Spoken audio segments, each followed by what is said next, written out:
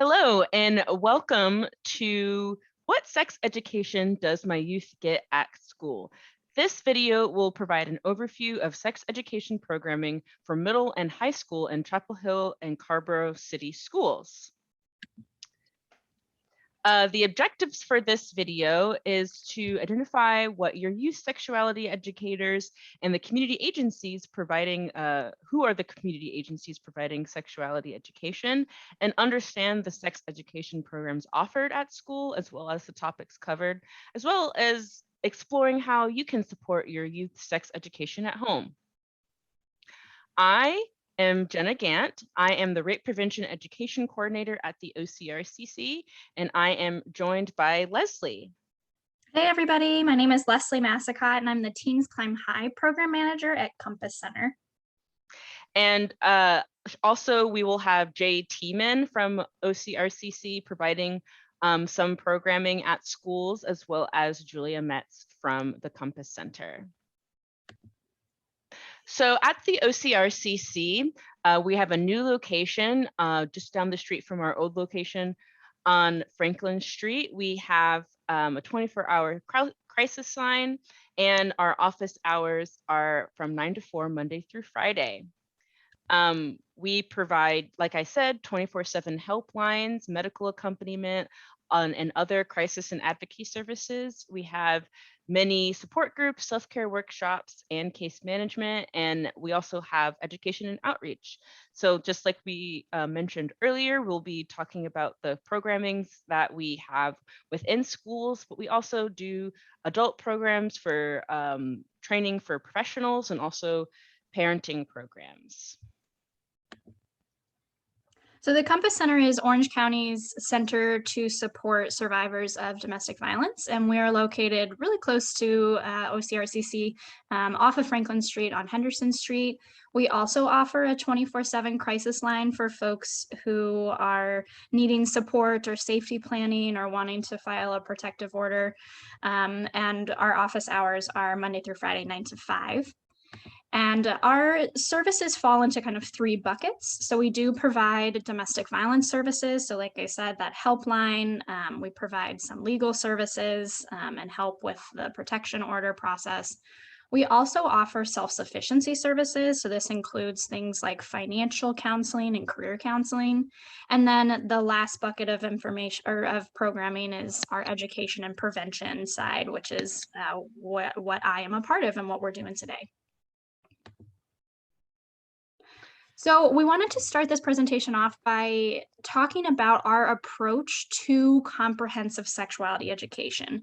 And so we use a specific model called the Circles of Sexuality to conceptualize how sexuality education relates to sexual assault, like at OCRCC, and relates to domestic violence at Compass Center, and also how it impacts all different parts of our lives. And so we see sexuality as including 5 different kind of categories of information. And so a lot of times we think of sex ed as just covering sexual and reproductive health. So this is, sexually transmitted infections, anatomy, contraception options, things like that. But sexuality also encompasses a lot of other things. It encompasses our identity, so how we show up in the world, and what labels we use to describe ourselves or not. It also includes intimacy, so how close we are to others, not just romantic and sexual relationships, but friendships, family, things like this as well. Sexuality includes sensuality, which is related to our senses. And so we think of sensuality here as including things like body image or how our different senses show up in sexual and romantic situations. And then lastly, we see sexuality including sexualization, which has a lot to do with power and control. So if we look at media images, at stereotypes, at gender roles that can be constricting, these all fall under sexualization and are also a part of sexuality. And so we really view sexuality holistically with all these different categories. And so because of this approach, we offer kind of a comprehensive program through 6th to 9th grade between the two agencies, Compass Center and Orange County Rape Crisis Center. So in 6th and 8th grade, the Compass Center, Julia, provides 2 days of what we call the Start Strong program, which Jenna will get more into. And these cover healthy relationships and friendships related to friendships in 6th grade, and then dating partners in 8th grade. And then OCRCC does 4 days in 7th grade and 2 days in 9th grade related to flirting versus sexual harassment, and then consent and communication. And then in 9th grade, the Compass Center comes in for 8 to 10 days and provides general comprehensive sexual health information related to HIV, sexually transmitted infections, and pregnancy prevention. So you can see this comprehensive model of sexuality showing up in this approach, and how we offer kind of a scaffolding program to cover a lot of these key parts of sexuality. So all of the programming that we do within our schools also follow a number of North Carolina health standards. So just like all subjects in taught in schools that follow essential standards, we health also follows essential standards. And here is an example of some 9th grade essential standards that we follow and our curriculum supports learning of. So that's just an example of just a few 9th grade essential standards, but mostly within the grades that we educate within, we would be falling under the interpersonal communication and relationships standard umbrella. So to give you a little bit more of an idea of what Start Strong is, like Leslie said, it's a multi-session program for tweens and teens in middle and high school that are evidence-informed, primary prevention, also modeled, trying to empower students to stand against sexual violence in their schools and their communities. And something that's very important in this primary prevention model is to provide students with kind of the language that they can use themselves to describe positive and negative experience, so that they can advocate for things that they like and don't like, and can also support their peers who have experienced any type of sexual violence.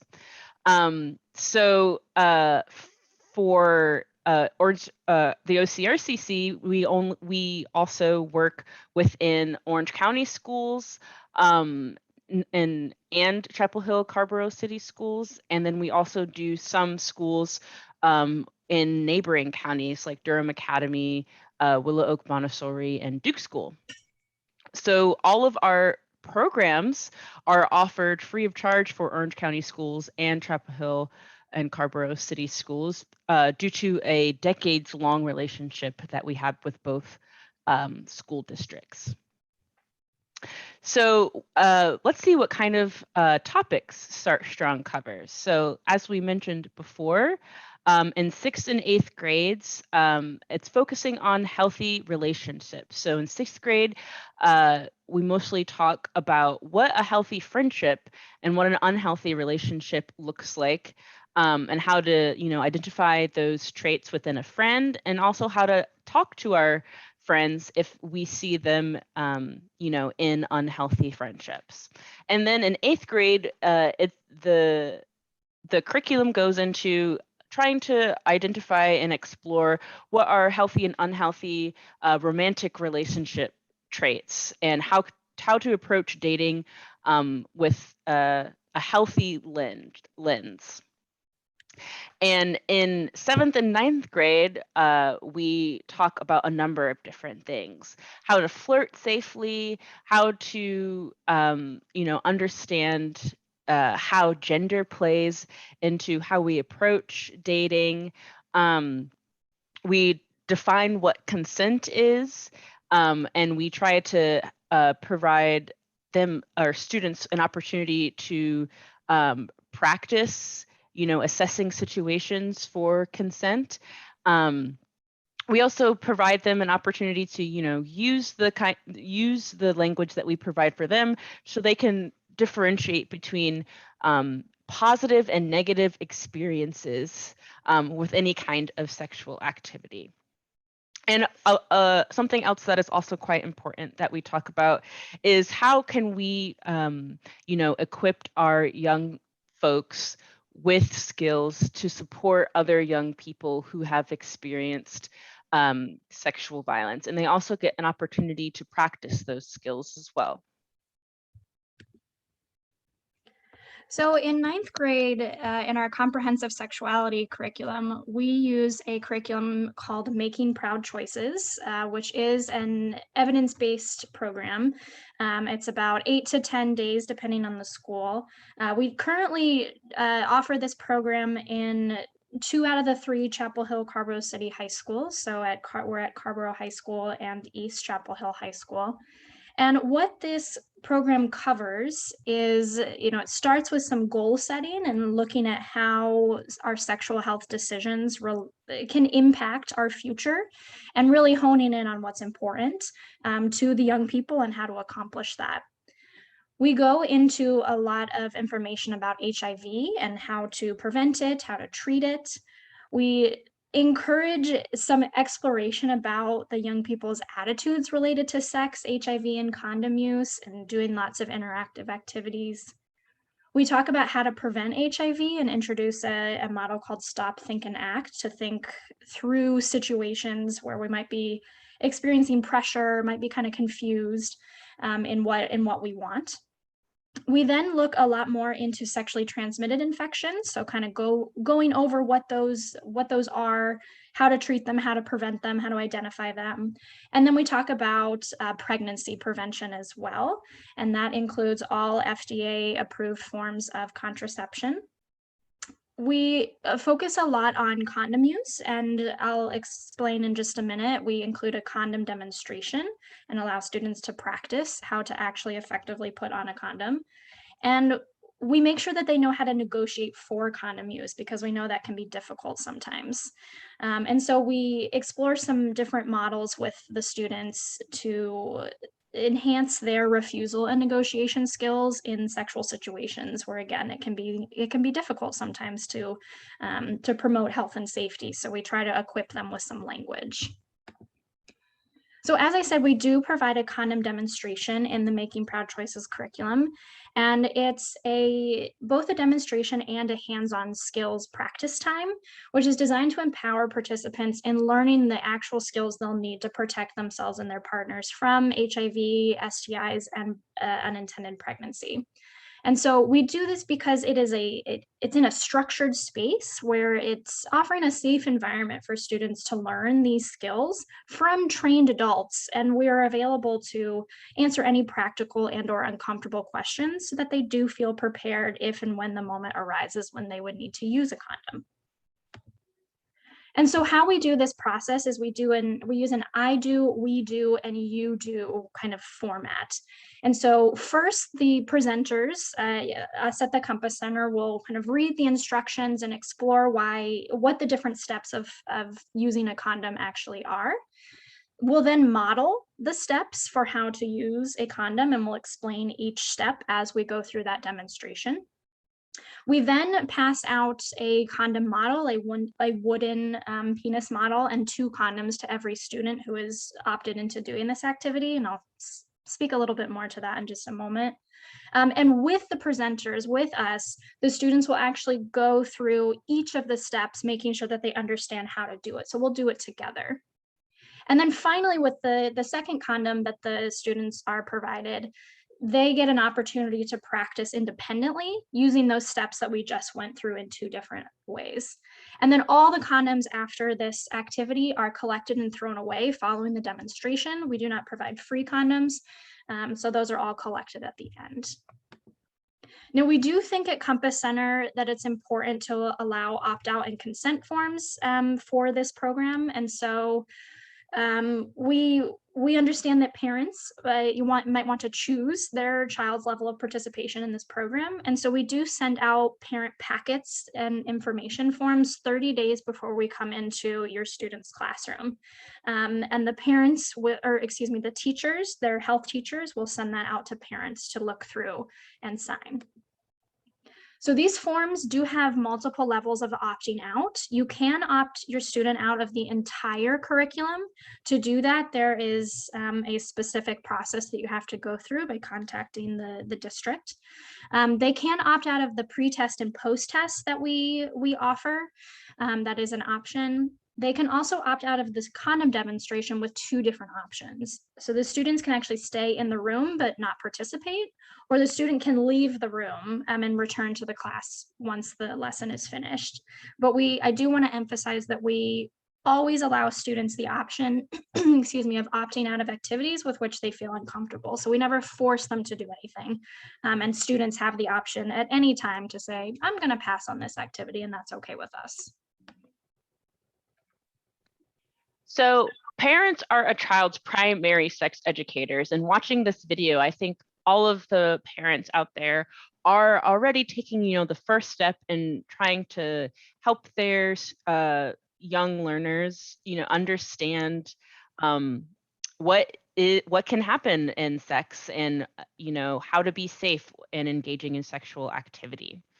So if you are also wondering how you can talk to your kids about sex, I think you're already doing the first step quite well. Begin early, and in having the idea or going with the mindset that it's not just going to be one talk, right? It's important that you understand, before you communicate your values, to understand what your values are as well, and to think kind of how you would like to, guide this process, this learning process with your kids. And it's important to, be open and honest and listen to your kids when they have questions, and also when they're expressing the things that they may have learned at school or on TV or on social media. And it's important that they're not the only ones asking questions. It's important for you to ask questions as well, and to avoid, judging the things that, your kids may or may not bring up, right? And it's also, your responsibility to determine what is age appropriate for your child. And so this is really, leads into the next point of, using everyday opportunities like media. Kids are, often on their phones, on YouTube, on Twitch, watching any kind of television, on any sort of streaming services, and are inundated with all of these different kinds of messages around gender, around sexuality, around sensuality, around all of the circles of sexuality that Leslie mentioned earlier. So if any time can be an opportunity for you to start that conversation, right? And even if you don't, know the answer to any questions, or you don't really understand some of the things that your kid might be consuming, it's okay not to know. And it's okay to say that you don't know, but it's important that you can find out together. And I think that is a really wonderful way to, engage in this learning process with your kid. And it's important to know your resources. So here are a number of websites and books that you can take a look at that are really great for families, for only parents, for parents and their kids, and for just kids as well, to learn more about sex. So thank you so much for watching this video. We're excited to launch our next parent education series in the new year in January 2022. So stay tuned to see those emails coming to your inbox. If you do have any questions in the meantime about the sex education that your young people are receiving at the public schools, feel free to reach out to either Jenna or myself. Our contact information is there. Thanks so much and have a good one. Thanks, everyone.